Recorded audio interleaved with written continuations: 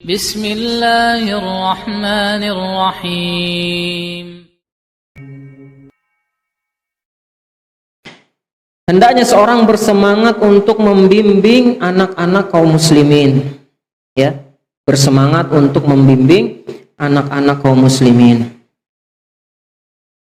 Li'anna ta'lima fi sighar kanaqshi fil hajar, karena mengajarkan ilmu ketika masih kecil seperti memahat di atas batu.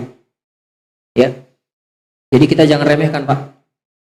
Di antara amalan yang sangat besar pahalanya, amalan yang menjanjikan, amalan amal jariah yang sangat besar pahalanya, namun diremehkan oleh sebagian manusia adalah apa, Pak? Mengajarkan anak-anak mengaji. Ya. Terkadang mungkin orang tua, ngaji aja. Padahal ini sangat besar pahalanya. Bayangkan ketika kita mengajarkan anak-anak ngaji, kita ajarkan Al-Fatihah, kita ajarkan surah An-Nas, kita hafalkan Al-Falaq, kita hafalkan kepada mereka Al-Ikhlas, Tabbat Yada, Idza Ja'al Kafirun. Kemudian dia gunakan bacaan itu selama hidupnya, Pak. Dia sholat 40 tahun, 50 tahun, 60 tahun. Dia baca Qul ya ayyuhal kafirun. Kita mengambil bagian pahala dari bacaan anak tersebut. Ya. Kita punya murid 10, 12 orang, ya. Mereka semua sholat pasti membaca Al-Fatihah. Bukan saya nyuruh ya Al-Fatihah, enggak. Dia mengajak apa? Membaca Al-Fatihah. Ya. Rakaat pertama Qul huwallah, rakaat kedua An-Nas. Kita mengambil bagian pahala dari bacaan-bacaan mereka. Ditambah lagi mungkin kita tambahkan kepada mereka bacaan-bacaan sholat. Kita ajarkan kepada mereka doa-doa yang ringkas. Maka kita telah mendapatkan banyak kebaikan, ya.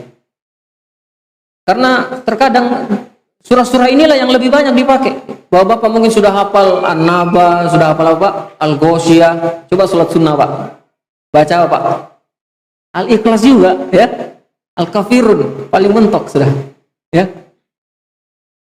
Kita sudah hafal, Masya Allah, banyak sudah.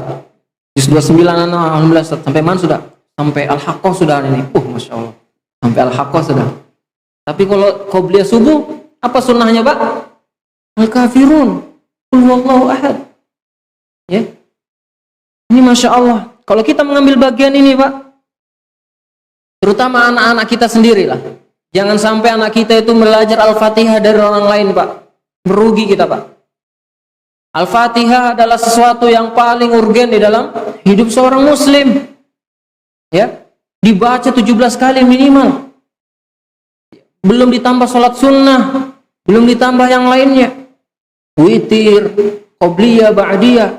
Ketika kita mengajarkan Al-Fatihah, ya, kita tidak mengajarkan Al-Fatihah kepada anak kita, kita rugi.